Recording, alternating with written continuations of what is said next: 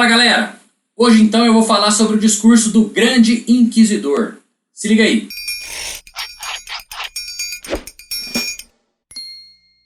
Bom, como vocês perceberam, eu estou bem noiado com o fato do livre-arbítrio, né? Isso é o que tem mais me incomodado, que eu mais tenho pensado nisso. Então deixa eu falar um pouquinho sobre o discurso do Grande Inquisidor. Quem não sabe, esse discurso do Grande Inquisidor está no livro Os Irmãos Karamazov, do Dostoiévski. O livro inteiro é muito bom. Vale a pena ler o livro inteiro, certo? Mas eu não vou falar aqui sobre o livro inteiro, eu vou falar só sobre esse discurso, que é o que tem a ver mais com o livre-arbítrio. Eu já fiz um vídeo aqui falando sobre Crime e Castigo, do Dostoiévski, depois, quem sabe, até posso fazer um vídeo sobre os Irmãos Karamazov. Mas hoje, especificamente, é um capítulo de 20 páginas, mais ou menos, é o capítulo do Grande Inquisidor. Então esse capítulo, o Ivan Karamazov fala com o irmão dele, o Alyosha, e fala sobre a ideia que ele teve para escrever um poema. O poema dele se passaria em Sevilha, no século XVI.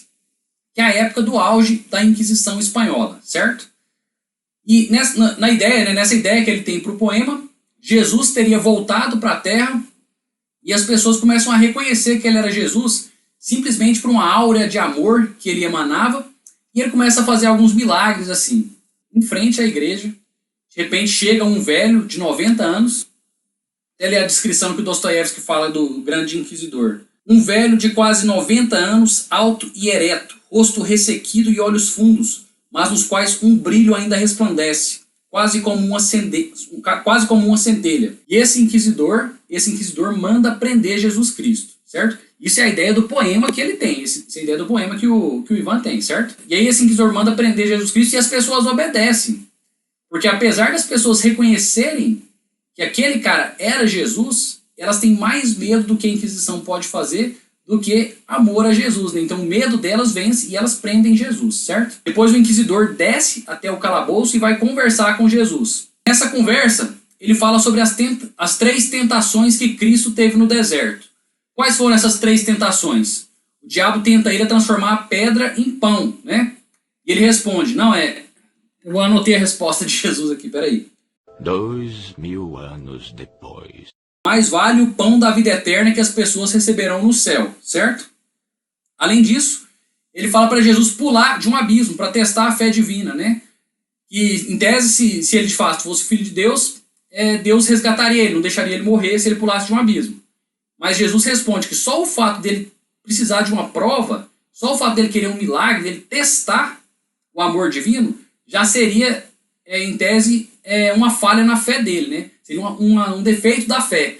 Ele não teria fé o suficiente. Então ele não precisa testar o amor de Jesus, porque ele tem fé o suficiente para acreditar que Deus ama ele incondicionalmente. Então e ele também não cai nessa tentação do diabo. E a terceira tentação seria que Jesus deveria assumir a coroa. Jesus deveria liderar as pessoas. E Jesus não quer que as pessoas sigam ele pelos milagres, né? Quer que sigam ele por amor, quer que sigam ele por fé. Então por isso que ele não assume a coroa, não lidera, né? Não cria uma liderança. Qual que é o argumento do inquisidor? O argumento do inquisidor é que a igreja cedeu a essas 3 tentações.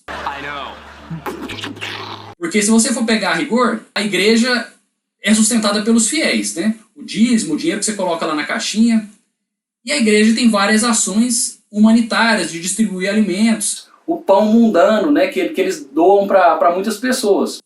Então, em tese, essa aí eles já teriam caído na tentação de oferecer o pão mundano para as pessoas. Além disso, a igreja, especialmente agora a renovação evangélica que está tendo, eles falam que você precisa esperar os milagres, que você doar dinheiro para a igreja, você vai ter milagre. Tanto de água milagrosa que estão vendendo aí, água para curar. Então a igreja caiu nessa tentação de pedir o milagre, de você testar a sua fé através de um milagre. Então esse é o problema, a igreja caiu nessa tentação. Fala para você duvidar, não fala para você ter uma fé cega, uma fé pura, né? Fala para você testar que você vai sim conseguir o seu milagre. Então aí já caiu na segunda tentação, ou seja, fala para você testar a sua fé, fala para você duvidar, e se a fé for comprovada, né, se você receber esse milagre, aí sim você poderia acreditar, vamos dizer. Tem várias igrejas evangélicas que falam isso. Infelizmente as pessoas acreditam em milagres, né? Vão lá querendo ter um milagre, querendo ter uma cura divina, alguma coisa específica. E E essa seria a segunda tentação que Cristo não caiu, né? Que a igreja caiu nessa tentação. A terceira tentação é assumir a coroa. Pega na Europa, né? Você tem até o Vaticano, que é um estado. Quanto tempo que a Inquisição não mandou na Europa inteira? Quantas pessoas não tinham medo do Tribunal da Inquisição? Quantas pessoas não foram queimadas vivas pelo Tribunal da Santa Inquisição aí? Então, a igreja sim assumiu esse papel, sim assumiu a coroa. Liderou essas pessoas através de uma liderança mundana, né? E não quis que as pessoas simplesmente fossem guiadas através da fé, através do amor. Liderou essas pessoas através do medo, através da imposição, que era exatamente o que Jesus queria. Então, quando você lê esse discurso do grande inquisidor, eu acho muito interessante você perceber que a igreja, sim, caiu nas 3 tentações que Cristo evitou, a igreja caiu. E o argumento do inquisidor é que ele fala isso, que a igreja fez isso por amor. Por quê? Porque ele não acredita nos homens. A igreja não acredita na qualidade dos homens. Olha aqui o que ele fala. Os homens nunca poderão ser livres. São fracos. Nunca poderão ser livres, porque são fracos, pervertidos, insignificantes e rebeldes. Então a igreja faz isso para salvar o homem de si mesmo. E se a gente for pegar, é o que eu falei no último vídeo, a gente acaba abrindo mão desse nosso livre-arbítrio para seguir Messias, para seguir guru, para seguir um xamã. A gente parece que precisa de ter algum sinal divino para fazer alguma coisa boa. A gente não consegue simplesmente pegar o nosso livre-arbítrio e tentar fazer uma coisa boa simplesmente porque isso é melhor para todo mundo. A gente precisa de ter algum desígnio divino dizendo que isso é melhor. E é lamentável, né? Infelizmente a gente não consegue usar nosso livre-arbítrio para o bem, a gente só consegue usar o nosso livre-arbítrio para o mal.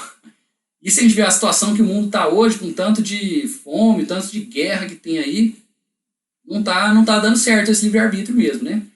Eu não acho que teria que ser uma igreja que teria que liderar todo mundo, não acho que as pessoas tinham que seguir um guru, um messias, mas se existissem os psicólogos da segunda fundação aí, que eles venham e tomem esse livre-arbítrio das nossas mãos, né? Bom, só uma reflexão sobre livre-arbítrio, sobre igreja, sobre religião, e espero que vocês tenham gostado.